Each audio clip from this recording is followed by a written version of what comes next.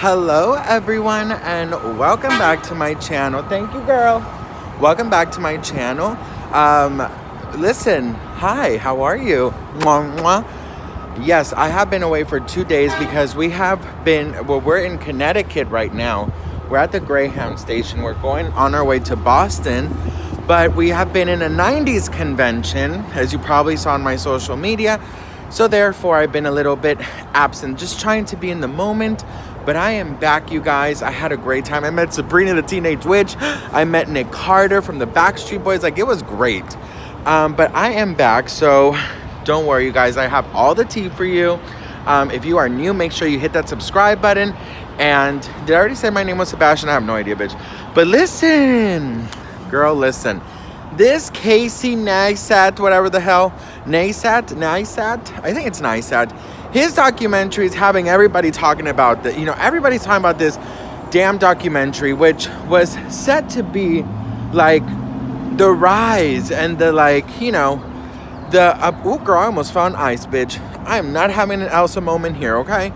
It was supposed to be like the lighting, the like redemption, the highs of David Dobrik. And girl, it turned out to be like the mess of David Dobrik. And there's this interesting article that came out in Rolling Stone. And in this article, it basically says how Casey wanted to, show this like side of David Dobrik, wanted to sort of like go deeper in. And of course, as you guys probably saw on all of the social medias, it did not turn out that way.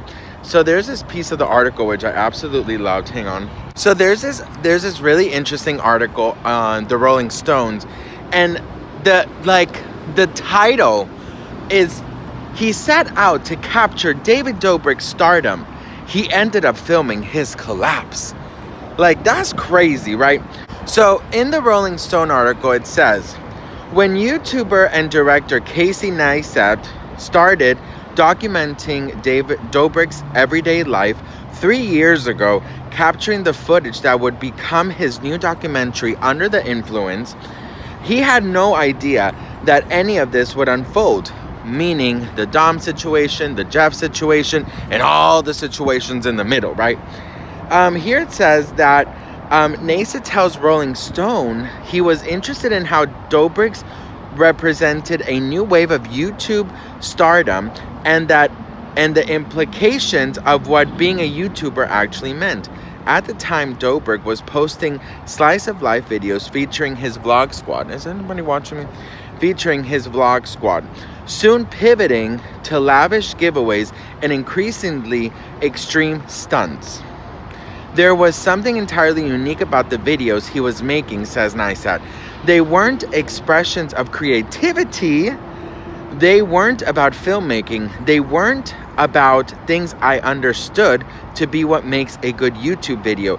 They were portraits, little windows of life in early adulthood with no limit to resources and responsibility. I have always said that David Dobrik is like Richie Rich. Richie Rich basically did whatever the fuck he wanted to do because he had the money. People love watching him, or people love being around him because he had all the amazing toys and all the amazing things.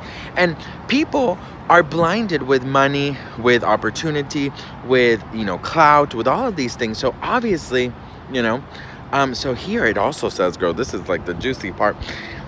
It says, Under the Influence, which premieres at the SXXW on March 12th, is a slow burn portrait of toxic power dynamic that binds a group of very young, widely successful people together, and the lengths they're willing to go to achieve astronomical, girl, that's a big ass word, astronomical levels of fame, as well as the ringmaster at the center of the circus, directing their every move.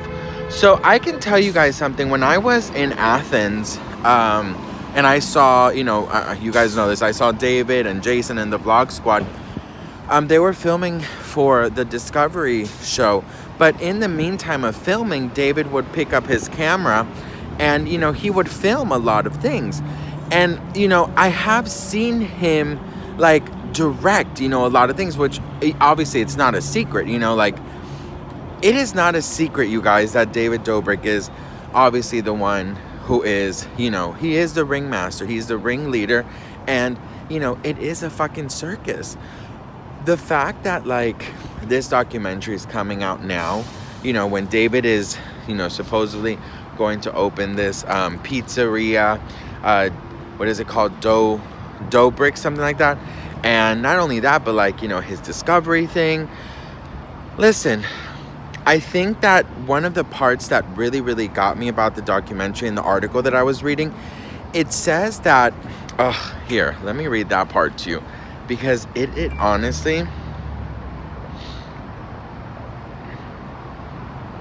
so in the article it says, from the very beginning, Neistat says it was evident that boundaries were being crossed within the world that Dobrik had built, resulting in increasingly dangerous stunts being performed for the camera.